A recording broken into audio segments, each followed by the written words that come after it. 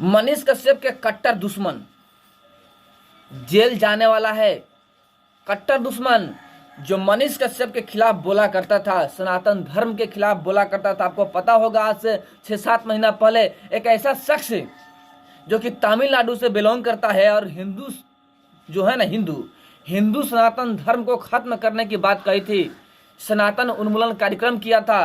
कार्यक्रम के दौरान यह भी बोला था कि हिंदू सनातन धर्म डेंगू, मलेरिया, कोरोना से भी भयानक है, इसे दबाना नहीं, इसे जड़ से खत्म कर देना चाहिए। लेकिन उनकी उल्टी गिनती शुरू हो गई है, क्योंकि उनके खिलाफ बिहार के आरा में केस दर्ज हो चुका है और इस दिन जेल जाने की तैयारी हो चुकी है। जो मनीष कश्यप के दुश्मन है इस दिन जेल चले जाएंगे। सारी जानकारी देंगे आपको, वीडियो में अंत तक बने रहिएगा। और अभी तक आपने हमारे चैनल को सब्सक्राइब नहीं किया है, प्लीज लाल बटन दबा के चैनल को सब्सक्राइब कर लीजिएगा, लाइक कर दीजिएगा और बेल आइकन को प्रेस जरूर कीजिएगा और वीडियो को अधिक से अधिक शेयर कीजिएगा, ताकि जितने विरोधी हैं उनके सीने में सांप रौंदने लगे और जो मनीष कश्यप के समर्थक हैं वो खुश हो जाए, क्योंकि खुश होने वाली बात है। जिसने मनीष कश्यप को प्रताड़ित किया, जेल में सड़ाया 9 महीना तक, उसका भी अंत होने वाला है, क्योंकि बिहार के आरा में उसके खिलाफ केस हो चुका है।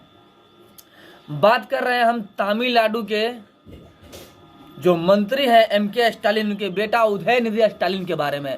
जैसे कि आपको पता है, जब मनीष कश्यप के ऊपर केस किया गया था तो तेजस्वी यादव द्वारा जो MK स्टालिन है उनसे बात करके मनीष कश्यप के ऊपर NSA लगवा दिया गया कि मनीष कश्यप जेल से बाहर नहीं आए, जेल में सड़ते रहे। यानी पूरी की पूरी षड्यंत्र की गई कि मनीष कश्यप जेल से बाहर कदाचित नहीं आए।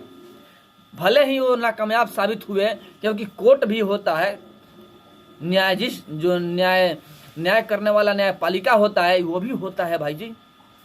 वहाँ पे सही साबित हुए मनीष कश्यप, उनका केस खत्म हो गया, NSA हटा दिया गया। NSA के खिलाफ में जो वो लोग केस दर्ज किए थे NSA ना, और NSA के साथ में जो चार्जशीट होता है वो भी दाखिल नहीं कर पाए थे। अंततः जो न्यायाधीश होते हैं वो NSA खत्म कर दिए, यह बात है। लेकिन जो उनके मित्र हैं, परम मित्र MK स्टालिन, उनके बेटा उदयनिधि स्टालिन सनातन उन्मूलन कार्यक्रम कर रहे थे। उस कार्यक्रम के दौरान बोला था कि हिंदू सनातन धर्म डेंगू, मलेरिया और कोरोना से बढ़ के है, इसे जड़ से खत्म कर देना चाहिए, दबाना नहीं चाहिए। इतनी बड़ी बात कर दी थी, फिर भी उस पर कोई कार्रवाई नहीं हुआ था। लेकिन देर सही दुरुस्त सही बिहार के आरा में उसके खिलाफ केस हो गया है और जो वहाँ के न्यायाधीश हैं उन्होंने स्पष्ट तौर पर नोटिस जारी कर दिया है कि सशरीर 1 अप्रैल को कोर्ट में पेश होना है। सशरीर नोटिस जारी कर दिया है कि सशरीर 1 अप्रैल को कोर्ट में पेश होना है। अब सोचिए, कोर्ट में पेश होगा, सुनवाई होगी, उसकी करने की फल तो मिलना तय है। ऐसे भी आपको बता दें हम, जो सनातन धर्म के खिलाफ बनेगा, बोलेगा, बनेगा, उसका नष्ट होना तय है। क्योंकि जो राम का नहीं वो किसी काम का नहीं, वो तो खत्म होना तय ही है।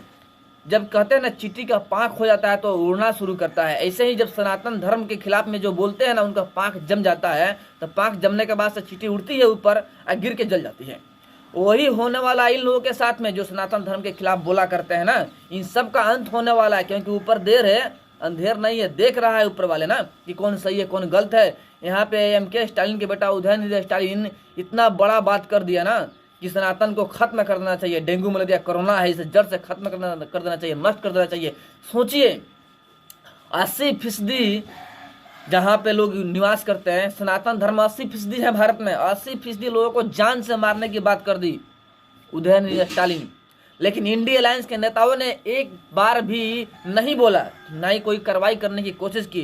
लेकिन कार्रवाई होना चाहिए, एक कानून बनना चाहिए कि किसी भी धर्म के बारे में कोई शख्स खिलाफ न बोले, किसी भी धर्म को अपमानित करने की कोशिश न करे, किसी धर्म को टारगेट नहीं किया जाए, ऐसा एक कानून बनना चाहिए। और जो ऐसा करता है उसको सख्त से सख्त सजा होनी चाहिए, ताकि इतिहास में ऐसा कार्य को दोहराया नहीं जाए, किसी को ठेस पहुंचाने की कोशिश नहीं किया जाए, किसी को अपमानित करने की कोशिश नहीं किया जाए। साथ में यह भी होना चाहिए, अगर कोई गलत तरीका से केस करता है किसी के ऊपर, जैसे कि मनीष कश्यप के ऊपर किया गया था फेक FIR, कोई गलती नहीं किए थे मनीष कश्यप, फिर भी केस किया गया, जबरन कुर्सी का फायदा उठा करके उन्हें जेल में डालने की कोशिश किया गया, जेल में डाला भी गया, प्रताड़ित करने की कोशिश किया गया, प्रताड़ित भी किया गया। लेकिन न्यायाधीश होता है ना भाई, न्याय होता है, कोर्ट होता है, कोर्ट से फैसला आया, जजमेंट आया, मनीष कश्यप के पक्ष में आया और मनीष कश्यप जेल से बाहर आ गया। लेकिन 9 महीना जो बर्बाद हुआ मनीष कश्यप का वो कौन देगा?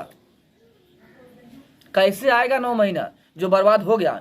सबसे बड़ी मुद्दा यह है। इसलिए एक ऐसा कानून बनना चाहिए जो किसी को बिना मतलब का फंसा दे, बिना मतलब के केस में फंसा दे किसी को, उसके ऊपर कार्रवाई होनी चाहिए, सख्त से सख्त कार्रवाई होनी चाहिए।